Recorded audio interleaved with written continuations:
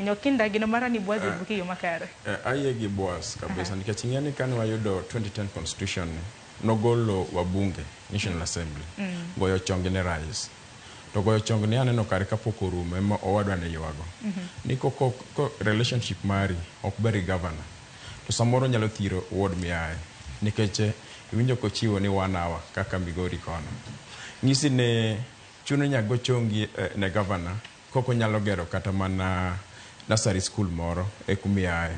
Gimane MCS ywako ma support gi ni MCS onengo mi allocation margi ma owacho ni koponi en Boaz to Boaz o receive 40 million in a financial year. Tij 40 million ni japiny ng'eyo watimo civic education japiny ng'eyo ni we receive 40 million in award tijeno nyalo gero feeder roads onyalo gero ndara mathindo mag counties onyalo kunyo pi onyalo loso nursery schools, right? Mago kopono tim kamano to gini decentralized system of government mango ni japiny buro feel tije. To penjo mango Sharon owadwa Magena governor nigi pesa mabire county, right? Women rep nitie pesa mabire county. MP nigi pesa mabire county. Owacho ni iwinje kaka wuoyo odwaro ni Ruto ogemne mana pesa machielo ok modhi e county chato lenga bochako bi e county.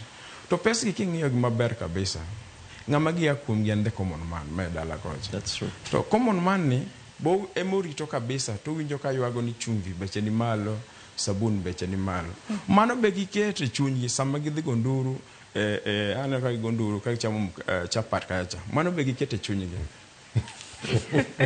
Itoni gigonduro gichamo chapati. Buka mana mapiyo kapok Boaz duoko. Awacho ni Boaz oyer lwenje.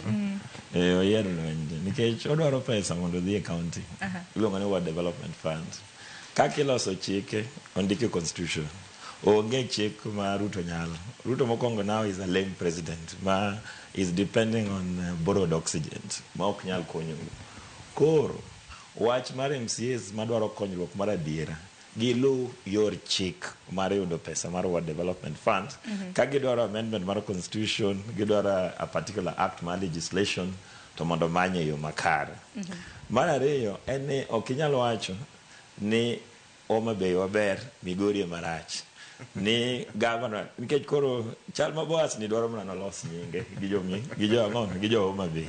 In wacha ni jo gava gi te dwaro wacha ni jo Homa Bay obed ja Migori gava gi te dwaro ni jo dhogo nangon chongi piny to gibende gidwaro ni kidhi time project moro tindo usone gi gimoro koro corruption biro devolve koro gin gi gol mar adiera ni mondo giyud freedom mondo pesa chako biro to bine jo piny mar adiera. Lakini kikiwachi ni gavana ni ber to gavana ok tuna rach kata wan be maro wachandre go siya kucha mana ka kuchandre ma Migori no koro wanono yer mana lwenje ni kodwaro yo mar adiera mar kelo pesa kor gwenge to wuo gi jo piny jo dalawa mondo wach ni Kenya kwadhe maber. Ward Development Fund again was one of the proposal manokeli the BBI under the amendment mar constitution cha.